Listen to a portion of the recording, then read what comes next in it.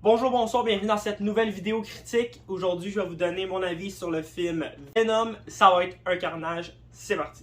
Les événements de ce deuxième film se passent un an après ceux du premier, dans lequel Venom s'affrontait à Ryut, si je me trompe pas, je pense que c'est ça son nom, qui avait pris comme hôte le directeur de la Life Foundation. Je vais vous donner mon avis brièvement sur le premier film. J'avais pas trippé sur Venom 1, j'avais pas aimé le concept qu'il assumait pas Venom en tant que méchant à 100%. Je trouvais que le méchant Ryut, peut-être que je vais me tromper tout le long de la vidéo. Je vais me tromper tout le long de la vidéo, mais aujourd'hui ça va être Ryut. Ryut, je trouvais que c'était pas un méchant assez charismatique à comparer Woody Harrelson puis Carnage. Mais en tout cas, on va revenir plus tard sur les personnages. Je trouvais que dans les combats, quand ils se mélangeaient, on avait comme Ryut qui était gris puis Venom noir, fait qu'on se perdait un peu, les combats étaient un peu flous sur certains points. Je trouvais cependant que le visuel de Venom, que ce soit dans le premier ou dans le deuxième, parce que c'est le même, il est vraiment nice. Avec les veines blanches, ils ont trouvé un autre concept alternatif à la grosse araignée sur le chest. Je trouve qu'ils s'en ont bien sortis pour ça. Mais ça reste que j'ai vraiment été déçu parce qu'à la base, Venom 1 était supposé être un film quasi horreur, mais pour essayer de se tomber sous le charme de Disney, ils ont essayé de faire ça plus enfantin avec des blagues, qui est un petit peu plus passable aujourd'hui avec ce Venom 2. Mon avis global sur Venom, ça va être un carnage. C'est assez simple, j'ai vraiment aimé le film.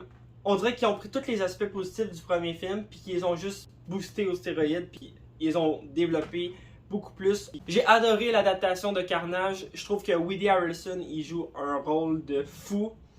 C'est Clédus Cassidy. Il est vraiment dans le personnage, là, mais petit bémol, c'est que je pensais pas qu'il était autant amoureux de... Tu sais, je savais pas l'histoire d'amour et tout avec l'autre personnage que je me rappelle plus de son nom, malheureusement. Parce que le concept est poussé dans le film sur le fait que Clédus aime cette fille et que Carnage ne l'aime pas parce que le pouvoir de cette fille, c'est de crier super fort. Puis on sait que les symbiotes, leur point faible, c'est le feu et les sons aigus. Je dis ça comme si j'étais pas sûr, mais c'est parce que je suis pas sûr s'il y en a plus que deux. Pour le personnage de Venom, j'ai vraiment aimé la relation peut-être meilleur ami du fait qu'il chicane des fois, il s'astine.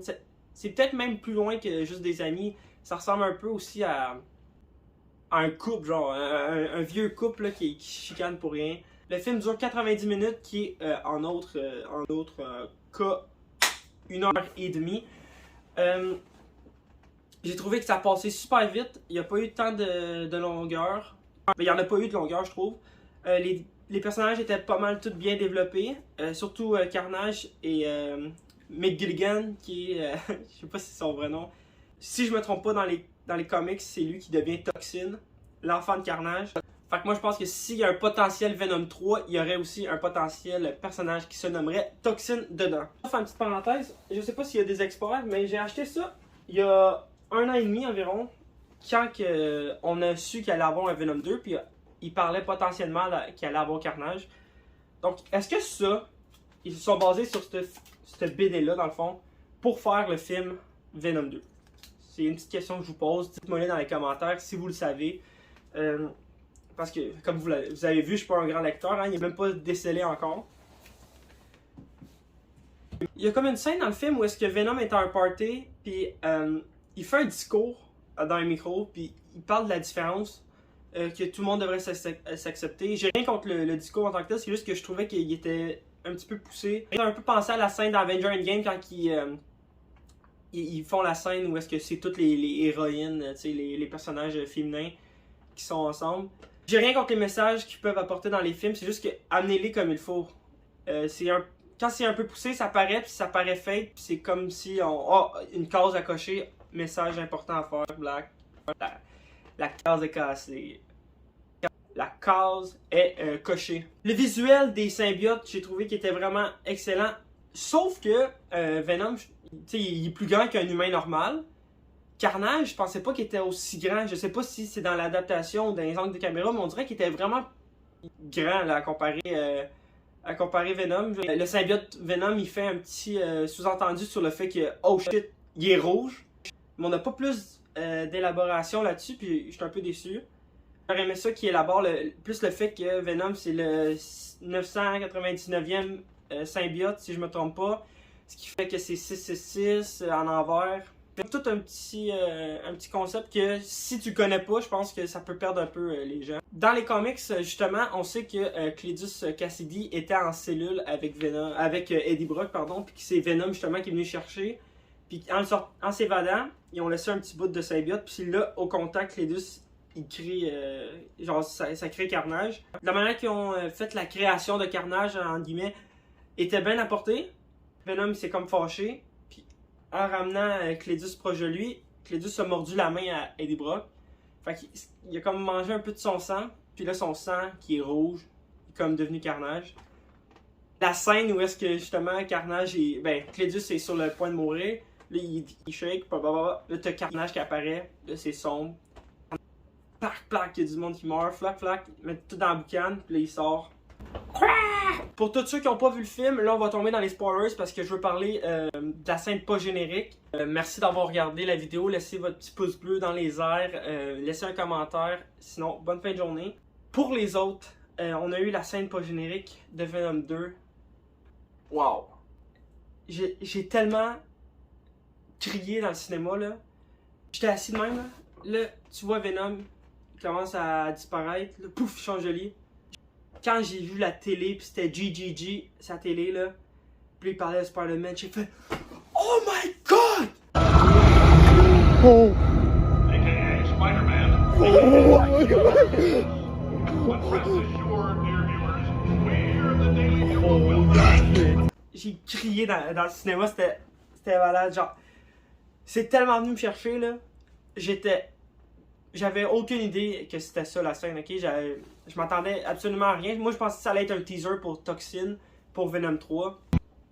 Je capotais, là.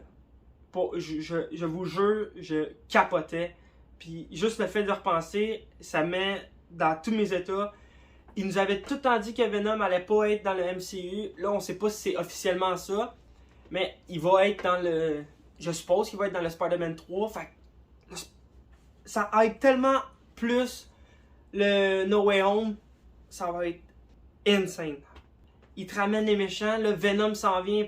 Mais il fera pas partie nécessairement des Sinister Six. Parce que l'autre qu'on voit pas dans la bande-annonce, ça serait peut-être le lézard.